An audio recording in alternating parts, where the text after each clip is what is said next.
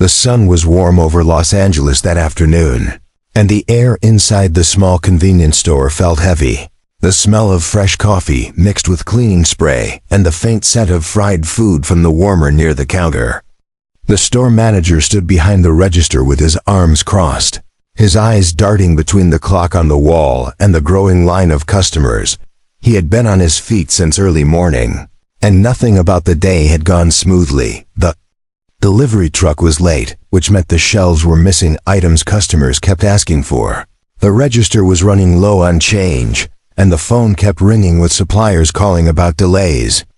Each small problem was pressing against his patience, like drops of water wearing down a stone. In the middle of this tense moment, the bell above the door chimed softly. A tall man stepped inside wearing a plain baseball cap pulled low over his forehead and a pair of dark sunglasses. He walked with an easy, unhurried pace, his hands in the pockets of a worn jacket. No one paid him much attention at first, just another customer.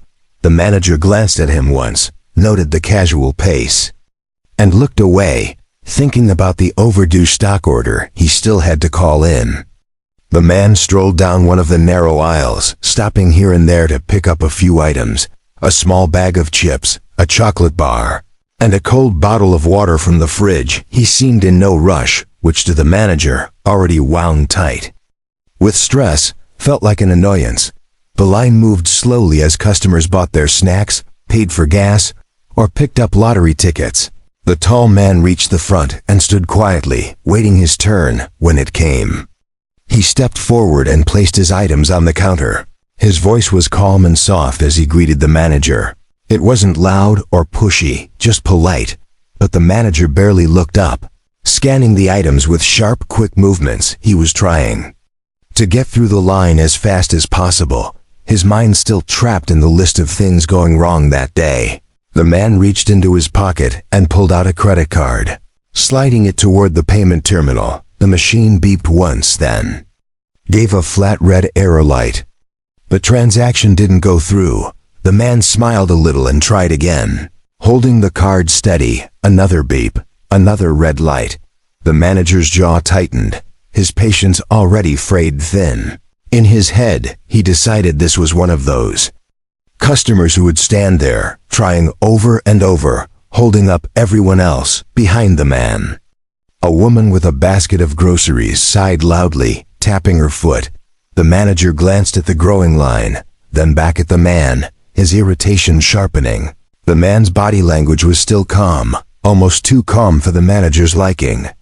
He didn't fidget or rush, he simply tried again. And again the machine refused. The manager's thoughts were no longer about fixing the problem, but about how this stranger was wasting time. His mind leapt to unfair conclusions, assuming the man either had no money on the card or was deliberately stalling. The noise of the store faded for a moment in the manager's mind, replaced by the pounding of his own frustration. Every late delivery, every rude customer earlier that day, every small problem had built up until now. The tall man's quiet manner seemed to him like indifference, like someone who didn't care that others were waiting. The truth was, the man wasn't upset, wasn't complaining, wasn't even looking frustrated. But somehow that calmness only made the manager's temper burn hotter. The man reached for the card again, turning it slightly as if to check the chip, maybe to try one last time. But before he could, the manager slammed his palm on the counter and snapped at him to hurry up or get out of the way. His voice was sharp enough to make the people in line glance up from their phones. The man stayed silent for a moment, his face still, hidden by the brim of the cap and the sunglasses. The sound of the refrigerator's motor hummed in the background. The small scene felt like it was stretching longer than it really was. If anyone had been looking closely, they might have noticed the small details. The way the man's clothes were simple but expensive in their stitching. The way he moved, without any awkwardness, the calm, almost patient air about him. But in that moment, to the manager, he was just another problem in a day already full of them. The stage was set for a mistake that would echo far beyond that cramped little store. One that would shift from tension to shock in just a few minutes. though no one in that line could have guessed who the man really was, or how this simple purchase was about to turn into a story the entire neighborhood would talk about for years to come. The man adjusted his grip on the bottle of water as if preparing to try again, but in the manager's eyes, that movement was one more delay. The line shuffled impatiently, and the air between the two seemed to thicken. This wasn't just a transaction anymore. It was the point where an ordinary day teetered on the edge of something unforgettable. And every second it dragged on, the more certain it became that it would not end quietly. The man stood there with his small items on the counter, the chips, the chocolate bar, the cold bottle of water. The manager's eyes kept flicking between him and the impatient customers behind. The line was growing, and the sighs were louder now. The machine had just refused the card twice, and each failed attempt felt to the manager like another spark on dry wood, ready to set the whole thing on fire. The man's voice was soft as he said, "Let me try one more time." It wasn't demanding, it wasn't rude, but the manager's ears only heard delay. He pushed the card reader toward the man with a little too much force. The man slid the card again. The beeping came. Then that flat red light. The sound was small, but in the manager's mind it was as loud as an alarm. The woman behind the man muttered something under her breath, maybe about how long this was taking. A young man near the back of the line looked at his watch and shook his head. The manager could feel the pressure building from all directions. He didn't stop to think that maybe the machine was at fault.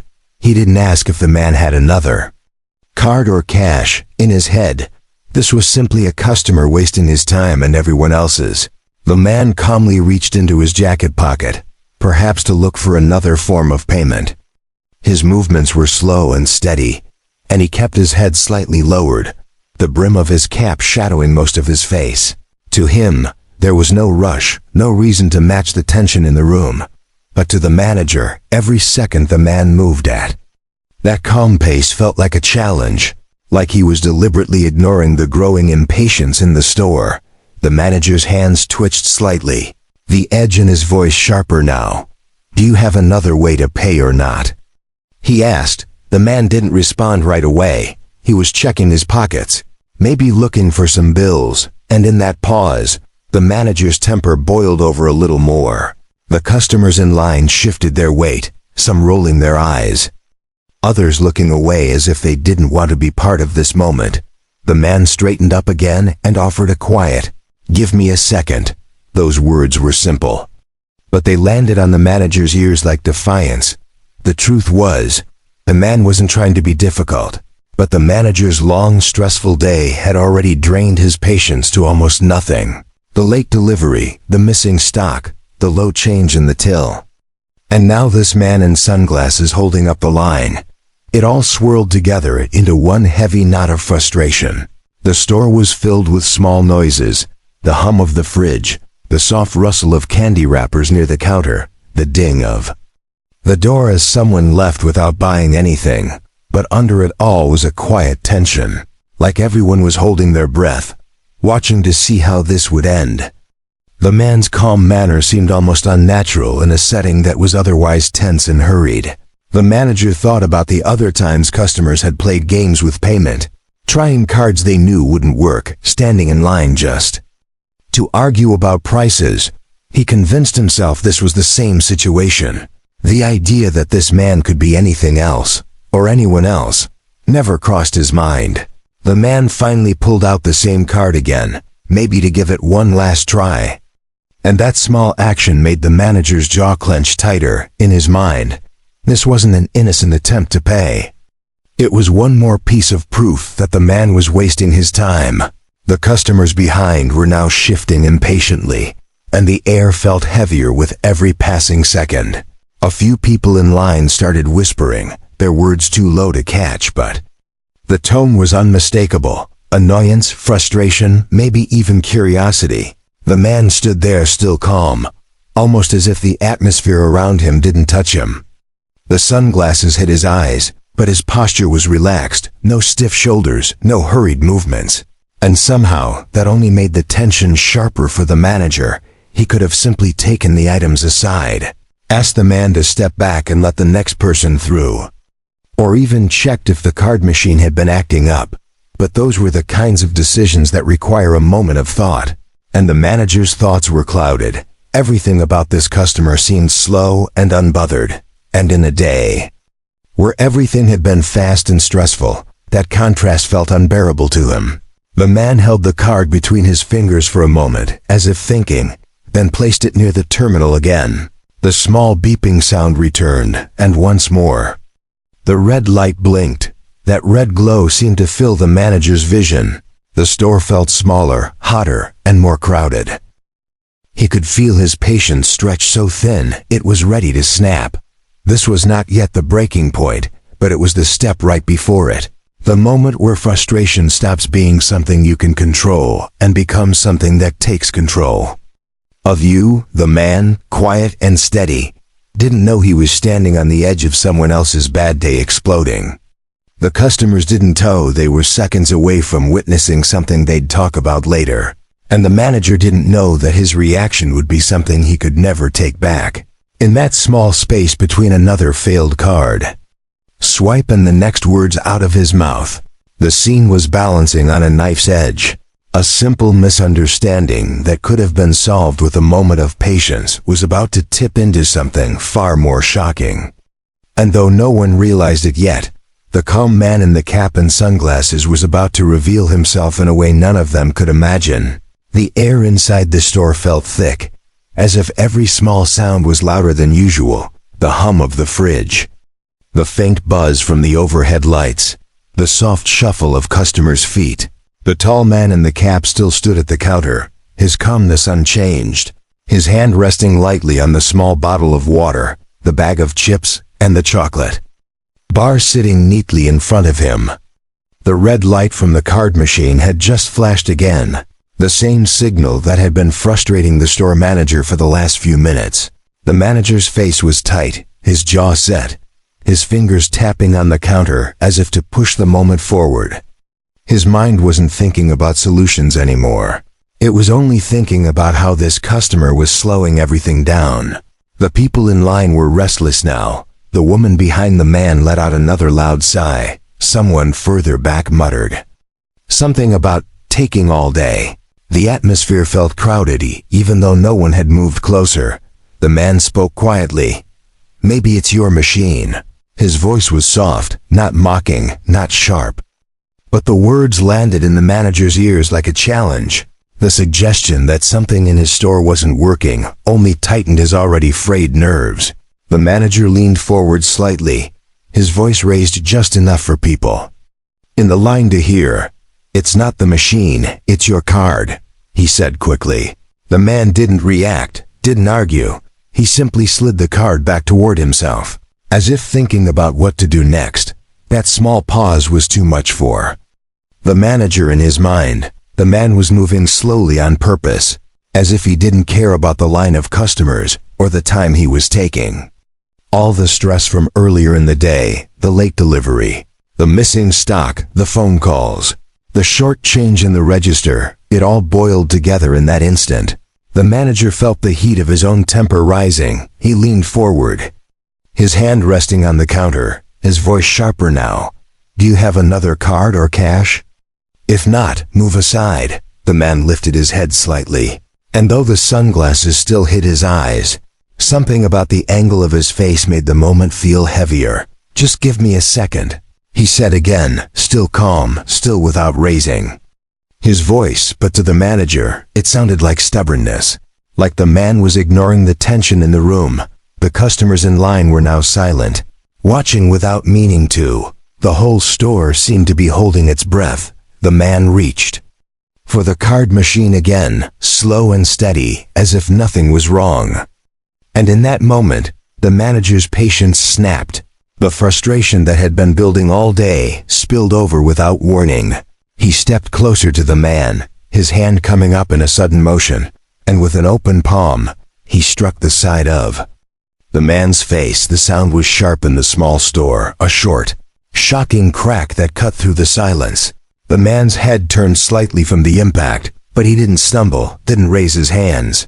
didn't react the way anyone expected. Gasps came from the customers. One woman covered her mouth. Another man near the back muttered, "Whoa." The young man with the watch looked around as if unsure whether to step forward or not. The store had gone so quiet that even the hum of the fridge seemed too loud now. The manager stood frozen for a second, realizing what he had just done, his hands still tingling from the strike.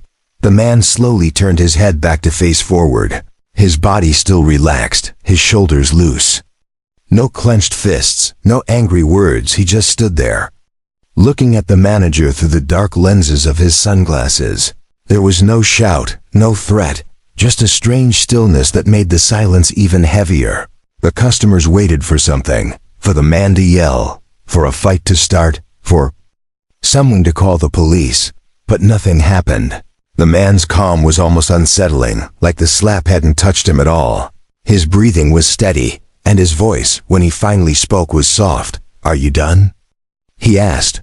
The question was so quiet that only those closest to the counter heard it clearly. The manager opened his mouth to speak, but no words came out.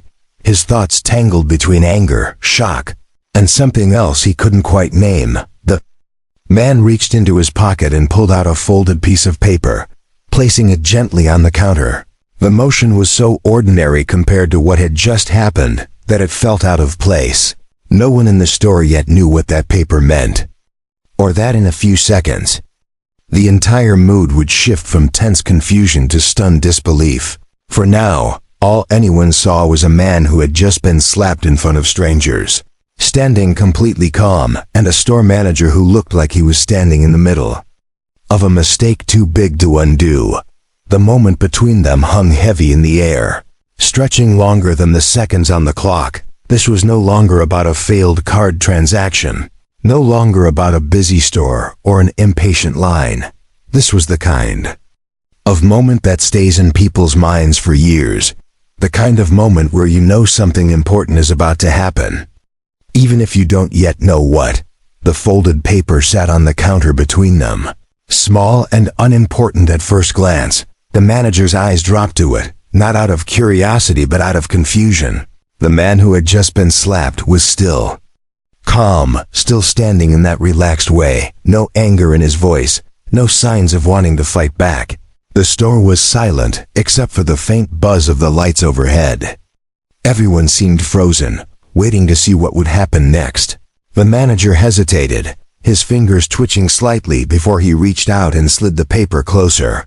It wasn't a receipt. It wasn't a note. The paper felt thick and smooth between his fingertips. He unfolded it slowly, his eyes scanning the printed text, and the first line made his breath catch. It was an official document, the kind that carried legal weight. His brow furrowed as he read, his mind stumbling over the words. It was a property ownership document, the name printed clearly at the top, and that name was the same as the man standing in front of him. The document stated that the man was not just a customer. He was the owner of the building, the store, and the small strip of businesses attached to it. The manager's eyes darted back up to the man, his stomach tightening. The customers closest to the counter saw the change in his face, the flush of red fading into pale disbelief. The manager blinked twice as if he needed to make sure he wasn't reading it wrong. This is yours?" he asked in a voice that was suddenly much quieter. The man gave the smallest nod, nothing dramatic, just a simple confirmation. Behind them, a voice from the line whispered, "Wait. I know that guy." It was a young woman holding a coffee, her eyes wide. "That's Keanu Reeves," she said. The name rolled through the store like a wave. More whispers followed, heads turned, eyes widened, and a soft murmur filled the air. The sunglasses, the cap, the calm manner, it all made sense now. The manager's mouth opened slightly, but no words came out. His mind was spinning, replaying the last few minutes over and over. The slap, the sharp words, the impatience, all aimed at someone who could have ended his job with a single sentence. His heart began to pound in his chest, not with anger this time, but with the heavy realization of just how badly he had misjudged the man in front of him. Keanu didn't smile, didn't frown. He simply stood there with the same quiet presence, as if he had no interest in embarrassing the manager further. The document remained on the counter, the proof undeniable. The customers were still whispering, some stealing glances at Keanu, others shaking their heads in disbelief. The woman with the coffee leaned toward the man next to her and whispered, "Why would he even be here, shopping like this?" The man shrugged, still staring. "Maybe he likes to keep it normal," he said under his breath. There was something about that idea that made the moment even stranger. A famous man doing something as ordinary as buying snacks in his own store. The manager's hands trembled slightly as he folded the paper and pushed it back across the counter. His voice was unsteady when he said, I didn't know." Keanu tilted his head slightly. "I know you didn't," he replied in that same calm tone. There was no anger in it, but there was something firm, something that made the manager feel the weight of his own actions. No one moved for a moment. The whole store caught between the shock of recognition and the awkwardness of what had just happened. The slap still fresh in everyone's memory, the ownership document still sitting between them like a quiet truth that couldn't be taken back. One man at the back of the line finally broke the stillness with a low whistle. "Man, you just slapped the owner," he muttered. The words made a few people shift uncomfortably. The manager wanted to explain himself, to say he'd been having a bad day, to make it clear it wasn't personal. But the truth was, in that moment, no excuse would erase what had happened. Keanu reached for the bottle of water, picked it up, and set it gently into a small paper bag along with the chips and chocolate. He didn't ask for the total, didn't swipe his card again. He simply pulled out a bill from his pocket and set it on the counter, more than enough to cover the items. "Keep the change," he said, his voice still even, still quiet. The manager's throat felt dry. He wanted to apologize again, to say something that might make the moment less heavy, but the words caught in his chest. He watched as Keanu picked up the small bag and turned toward the door. The customers stepped aside, some smiling nervously, others too stunned to speak. As Keanu reached the door, the little bell above it gave its usual soft chime, but in the silence that had filled the store, it sounded almost loud. He stepped out into the sunlight without looking back, leaving behind a room full of people who had just witnessed something they would remember for a long time. The manager stood behind the counter, the paper still in front of him, his hands resting on it, his mind replaying the calm in Keanu's voice, the lack of anger in his eyes, the quiet dignity with which he had handled the entire moment. And though no one said it aloud, everyone in that store knew the truth. The power in the room had never been in the slap, it had been in the man who chose not to return it. The sunlight outside spilled through the glass door for a moment, before it closed behind Keanu. But he didn't leave right away. Instead, he stood just outside, looking down the street as if deciding what to do next. The customers inside the store began murmuring again, the shock still fresh in their faces. The manager's hands were still resting on the counter. His heart heavy, he kept glancing toward the door, half expecting the man to come back with police, or a lawyer, or even another employee to fire him on the spot. Instead, after a few long moments, the door's bell chimed again. Keanu stepped back inside, his movements calm and unhurried, as if nothing had happened. The customers went quiet again, eyes following him. The manager straightened his back but kept his gaze low, not sure how to act. Keanu walked toward the counter, setting the small bag of snacks down again. "Rough day, huh?" he said softly, his voice carrying no sarcasm, no bite, just a quiet observation. The words caught the manager off guard. He blinked and looked up, unsure if he'd heard right. Yes, it's been rough," he admitted, his voice shaking slightly. Everyone in the store had been expecting anger, maybe a loud confrontation, but instead they were hearing something entirely different. Keanu didn't lecture him, didn't bring up the slap. He didn't even mention the ownership papers again. Instead, He looked the manager in the eye and asked a simple question. "How long have you been working here?" The question seemed so ordinary that it almost felt out of place.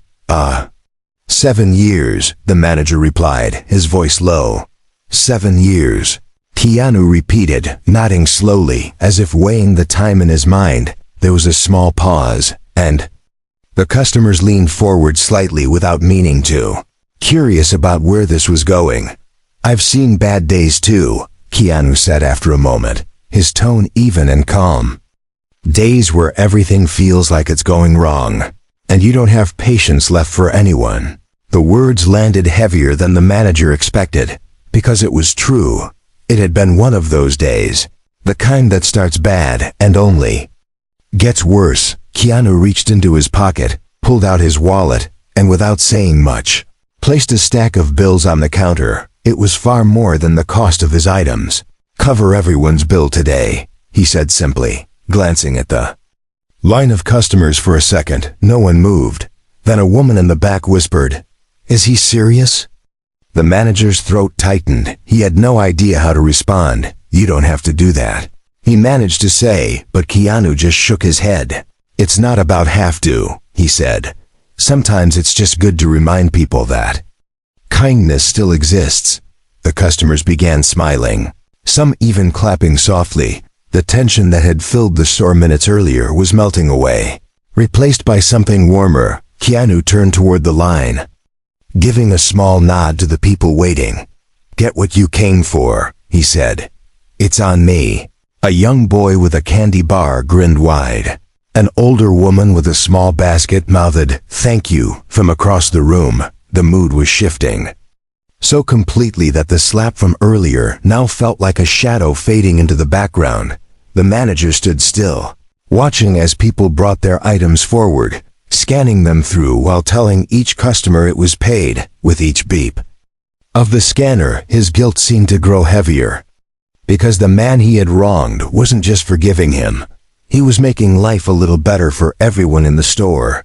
When the last customer in the line had left, carrying a bag with a smile, Keanu turned back to the counter. He didn't ask for a receipt or a thank you. He didn't seem to care about credit. "Take care of yourself," he said to the manager. The words were simple, but they didn't feel empty. They felt like advice, or maybe even a quiet warning. The manager swallowed hard. "I'm sorry," he said finally, his voice trembling. "I wasn't thinking. I let my frustration get the better of me." Keanu nodded once, not brushing it off, but also not pressing on it. "We all have those moments," he said. "What matters is what we do after." Those words stayed with the manager instantly. Something in the way Keanu said them made them feel like more than a casual statement. It was the kind of thing you repeat to yourself when you're alone later. Keanu picked up his small bag again, but instead of leaving right away, he looked at the manager and added, "I'm going to stop by again next week. Let's see if the card machine's still working." It was said with the faintest hint of a smile, a lightness that allowed the moment to end not in shame, but in something close to hope. The bell chimed one last time as Keanu walked out into the bright afternoon, leaving behind a store that felt different than it had before he came in. The customers who had witnessed everything would tell the story later, how they saw a man get slapped and then respond with generosity instead of anger, and how that choice had changed the whole day for everyone in the room. The manager stood behind the counter long after Keanu left, the stack of bills still sitting there, his hands resting on either side of it. He thought about the look in Keanu's eyes, the calmness, the lack of ego, and the strange truth that the most powerful person in the room had been the one least interested in proving it. The store had gone quiet again after the last customer left. The hum of the fridges and the faint ticking of the wall clock were the only sounds. The manager was still standing behind the counter, the stack of bills from Keanu sitting there like a reminder of the moment that had just passed. He didn't quite know what to do with himself. He kept replaying the scene in his head, the slap, the ownership paper, the unexpected kindness. It didn't feel real. He was still lost in thought when he heard the sound of the bell again, The door opened and Keanu stepped back inside. This time without the bag in his hand, his expression was calm but more focused. "Can we talk for a minute?" he asked softly. The manager nodded quickly, feeling a mix of nervousness and relief. Keanu didn't ask to speak there at the counter. Instead, he motioned toward the door. "Let's go outside," he said. The manager followed him into the warm afternoon. The sunlight felt almost too bright after the dim store lighting. They stopped near the side of the building where it was quieter, away from the street. For a moment, Keanu didn't say anything. He just looked at the manager. Not in an intimidating way, but in a way that made it clear he was listening before the conversation even started. "You've been here a long time," Keanu said finally. 7 years, right?" The manager nodded. "Yes," his voice low. "That's a lot of time," Keanu continued. "You've probably seen a lot of good days and a lot of bad ones." The manager gave a small, tired smile. "Mostly bad lately," he admitted. Keanu tilted his head slightly, his tone gentle. "Why?" he asked. It was such a simple question, but it felt heavy. The manager hesitated, then let out a slow breath. "It's my mom," he began. "She's been sick for months. The bills are piling up. I've been working double shifts, barely sleeping. Every day feels like I'm running just to stay in the same place." His voice cracked slightly. Today I just broke." Keanu didn't interrupt. He didn't glance away or check his phone. He stayed completely focused, letting the manager speak. The more the manager talked, the more he felt a strange relief, as if saying it aloud was letting some of the weight off his shoulders. "I know it's no excuse," he said. "I shouldn't have done what I did. I've never lost it like that before." Keanu nodded slowly. "Stress makes people do things they wouldn't normally do," he said. "The important thing is whether they're willing to face it after." His tone was calm, but it carried a quiet firmness. "You faced it," he added. "You didn't hide. You didn't run to the back. You're standing here now." The manager looked down at the ground, embarrassed. "Standing here because I don't know what else to do," he admitted. Keanu gave the faintest hint of a smile. "Maybe it's time to do something different," he said, "even if it's just for a while." The manager frowned slightly, not quite following. Keanu continued. "Take 2 weeks off," he said. "Fully paid, no questions, no penalty." The manager blinked, unsure if he had heard correctly. 2 weeks? He repeated. Keanu nodded.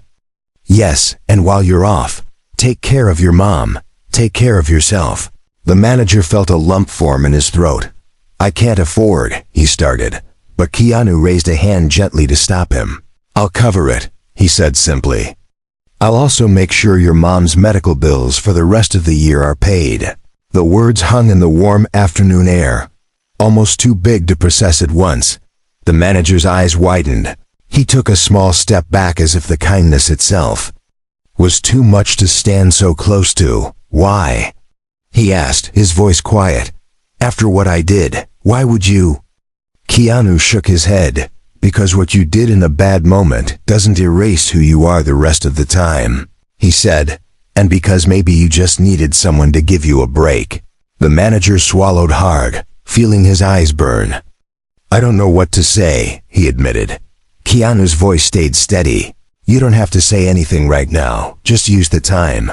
For a few moments, they stood there in silence, the sound of a distant car passing by the only interruption. The manager thought about the bills stacked on his kitchen table, the half-empty fridge, the hospital room where his mother was. He thought about how this stranger, who owned the very place he worked in, could have ruined him in an instant, but instead was giving him a lifeline. When he finally looked up, Keanu was already turning slightly toward the street. "One more thing," Keanu said before walking away. "When you come back, let's try to make this place feel a little better. For everyone, starting with you." The words weren't just a suggestion. They felt like a quiet challenge. The manager nodded quickly. "I will," he said, his voice firm this time.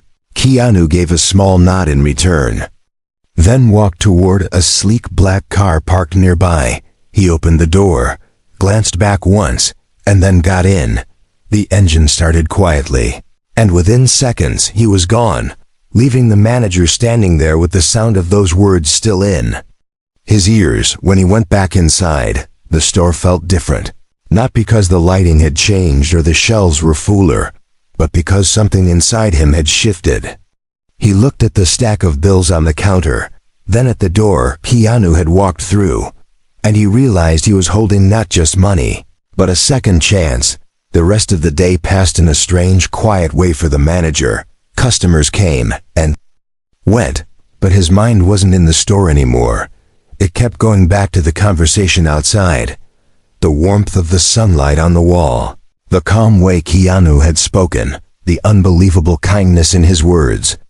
It didn't feel like something that could have happened in the middle of a bad day at work, but it had. When the evening came and the last customer left, the manager locked up the store and just stood there for a moment, keys in hand, looking around the empty aisles.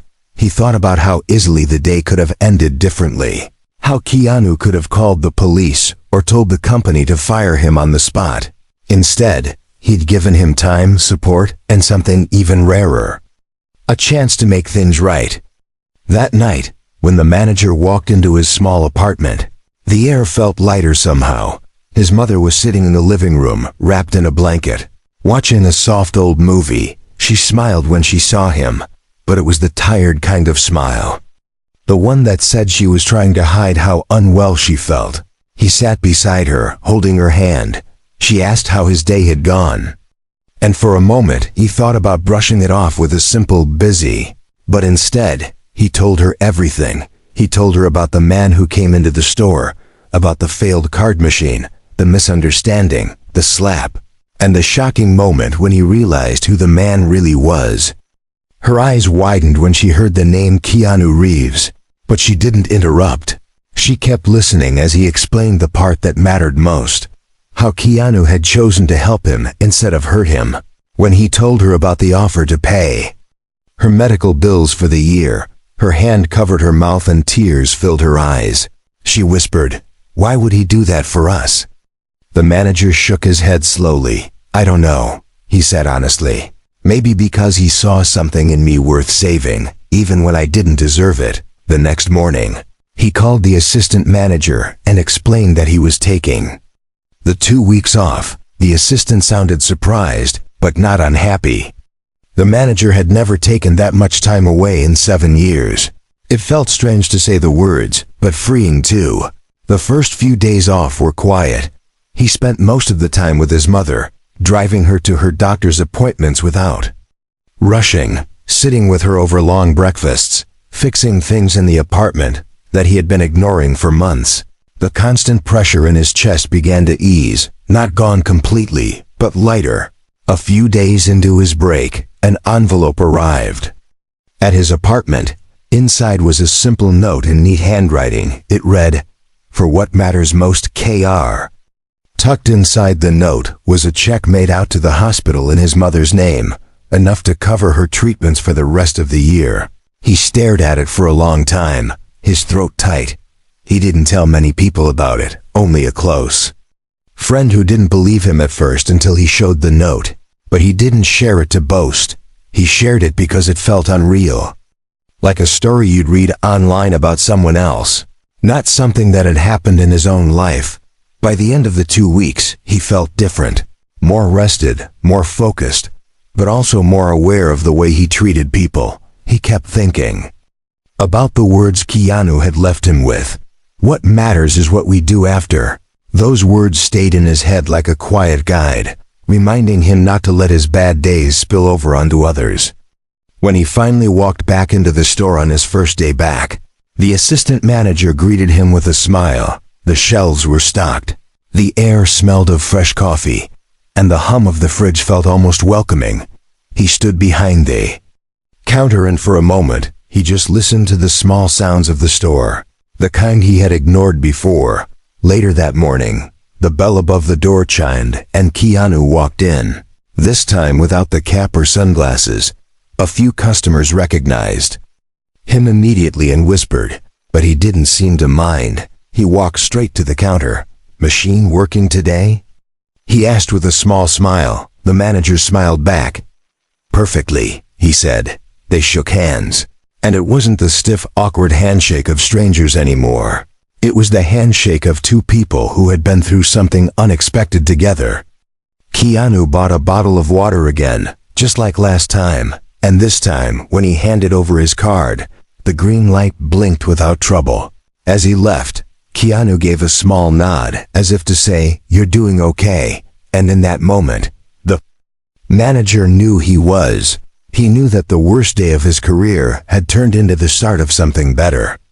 All because someone with every reason to be angry had chosen kindness instead. And deep down, he promised himself he'd carry that lesson forward, not just for Keanu, but for himself, his mother, and every stranger who might one day walk into his store, having a rough day of their own. In the weeks that followed, the story began to spread, not because the manager told it to everyone, but because a few customers who had been there that day couldn't keep it to themselves. One woman told her sister told a co-worker. And soon it was being shared in coffee shops, offices, and online. People weren't just talking about the fact that a store manager had slapped Keanu Reeves. They were talking about what happened afterward, about the way Keanu had responded. The story was different from the usual celebrity gossip. It wasn't about drama or scandal. It was about grace, patience, and kindness. People found themselves drawn to it because it made them feel something good in a world where most news felt heavy. Some even called it the slap that turned into a handshake, and the phrase stuck in quiet corners of social media. Inside the store, life began to settle into a new rhythm.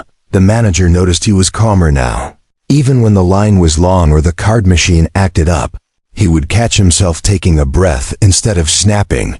He found that he listened more. When customers spoke, and he didn't rush them the way he used to, his co-workers noticed the change. One of them joked, "Whatever happened on your break? We should all get one of those." His mother's health improved slowly with the treatments. Now fully paid for, she began to smile more genuinely. Sometimes teasing him about the day he almost lost his job to a movie star. They would laugh together, but both knew the truth. It wasn't just a funny story. It was a turning point in his life. Keanu stopped by the store a few more times over the next month, always quiet, never making a big deal of himself. Sometimes he would just buy a coffee or a snack. Sometimes he would chat for a minute, asking how things were going. Every time he left, the atmosphere in the store seemed to feel lighter, as if his calmness stayed behind for a while. One day, a young man came in holding a phone. He showed the manager a short post someone had written about the incident. It had thousands of likes and hundreds of comments. Many people wrote about times they had been treated with kindness by strangers. Others admitted the story made them rethink how they reacted to stress. The manager felt a mix of embarrassment and pride. Embarrassment because of his part in the story. Pride because the ending had inspired people. He realized then that the real gift Keanu had given him wasn't just the paid time off or the help with his mother's bills. It was the chance to be part of a story that reminded people kindness was possible even in tense moments. It was proof that a single choice, to respond with patience instead of anger, could ripple out far beyond the moment itself. Months later, the store had a new customer who came in regularly, a middle-aged man who ran a small business nearby.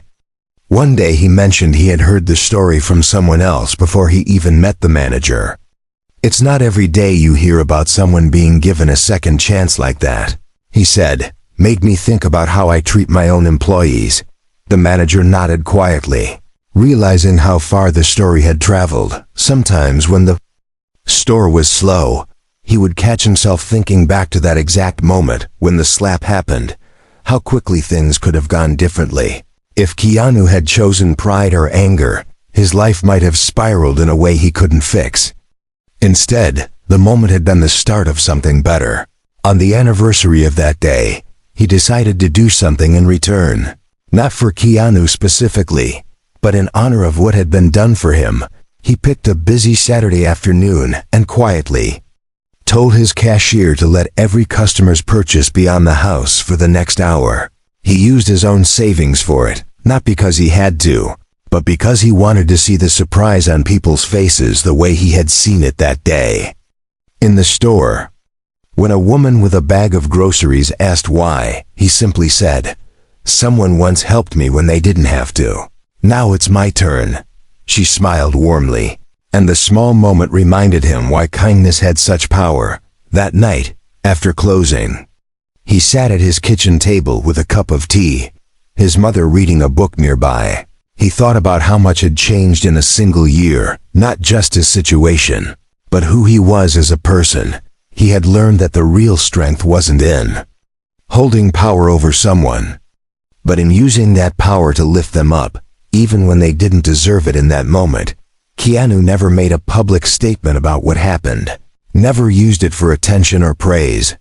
And that made the lesson even stronger. Kindness done quietly was still kindness, maybe even more powerful because it wasn't looking for anything in return. The manager decided he would carry that forward for the rest of his life. And so, what began as one of the worst days of his career became the story people remembered, not for the slap, but for what came after. A story that kept spreading in small ripples, touching people who would never set foot in that store, reminding them, and him, that sometimes the smallest acts of grace leave the longest echoes.